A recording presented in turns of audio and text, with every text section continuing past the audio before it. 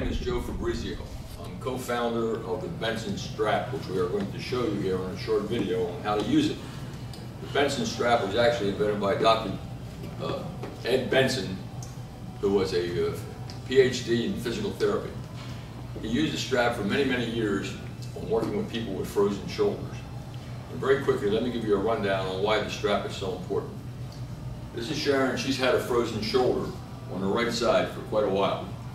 She's been in therapy. She still is not getting the kind of movement that she likes. What normally happens in a situation like this is when she comes up, her shoulder locks, and all of a sudden shoulder girdle and everything comes up with it, okay? The problem we have is the fact that scar tissue, once the shoulder is damaged, it's scar tissue and adhesions form in that shoulder joint. And that's what prevents you from bringing that shoulder up, the arm up. So what we need to do is find a way in order to keep the clavicle down so I can work just with the joint itself and help Sharon free up some of that tissue that is keeping her shoulder locked right now. And that's where the Benson Strap comes in. What we're going to do is I'm going to put the Benson Strap on Sharon right now. I'm going to have her stand on the bottom of the strap and I'm going to put the rest right over her shoulder, okay?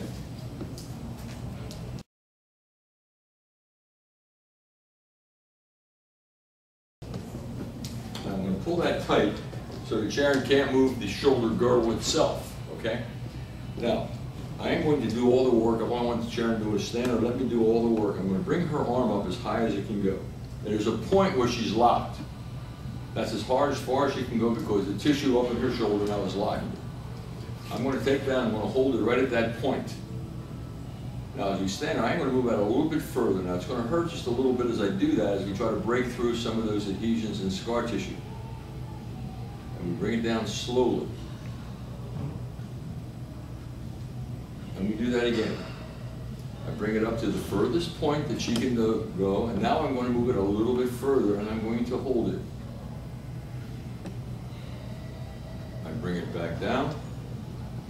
Now Sharon and I are going to go out to a 40.5-degree angle with her thumb up. If you notice, the thumb is up. We got to the furthest point and I go a little bit further. We bring it down. And once again, we take it up to the furthest point and a little bit further.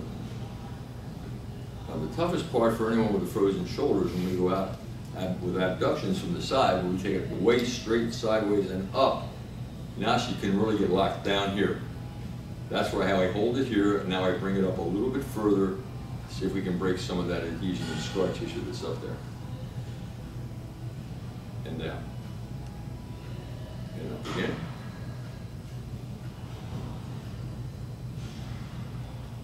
And down.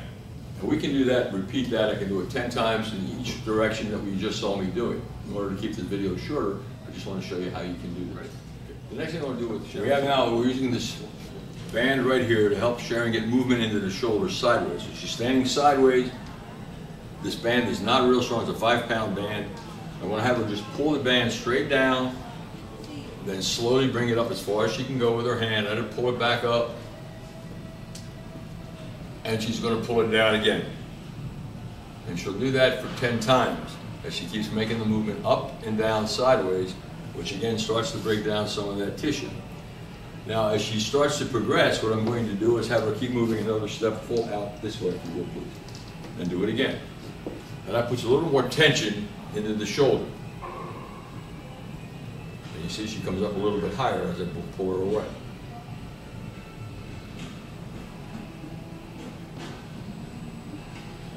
Thank you, Sharon. I'll take it. So we'll do that 10 times, and I can keep moving her out. And again, as she progresses, we keep moving her away from the door or what's holding the band so that she can get a little more tension, and that way start to break down some of that scar tissue.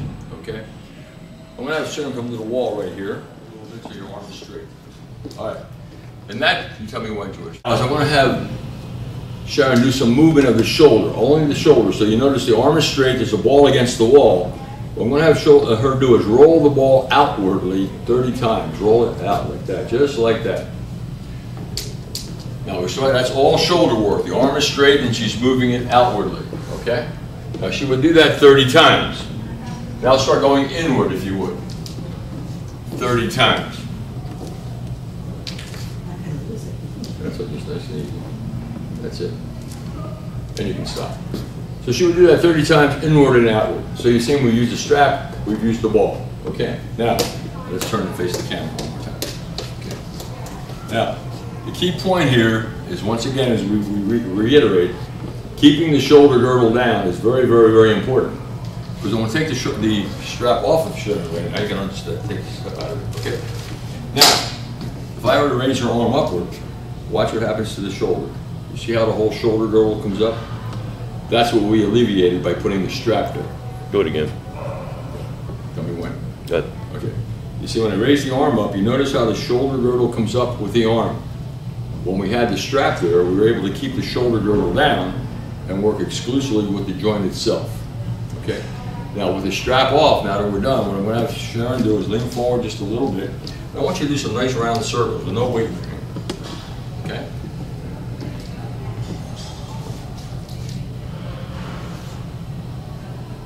And now go the other way. Reverse your circle.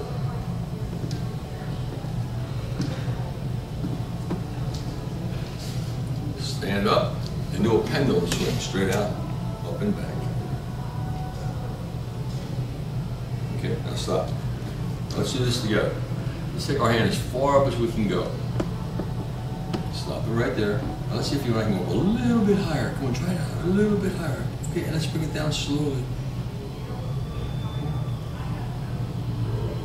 Let's go out 3/4. We're going to do 45 out here. Right? Come on, up as high as we can go without the strap. Come on, without the strap. And down. Now let's go out to the side. Ready? Out to the side. Let's go up as high as we can go. See how that shoulder girdle comes up? We've got to have her do this in order to try to strengthen the shoulder a little bit. And down. Now what we're going to do now is hold, stand straight up. I want you to really lift your shoulders up and down, up and down, up and down. Now I'm going to add something that most of your therapists don't do. This is something that Dr. Benson taught me. Because of the shoulder situation, what I do is I put my hand over the ball, the end of her shoulder, I want you to stay tight. And I want to press down on that ball. Okay? I want to press down on that ball.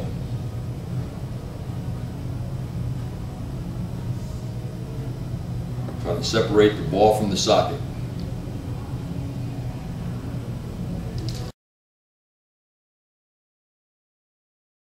I'm going to do the same thing front to back.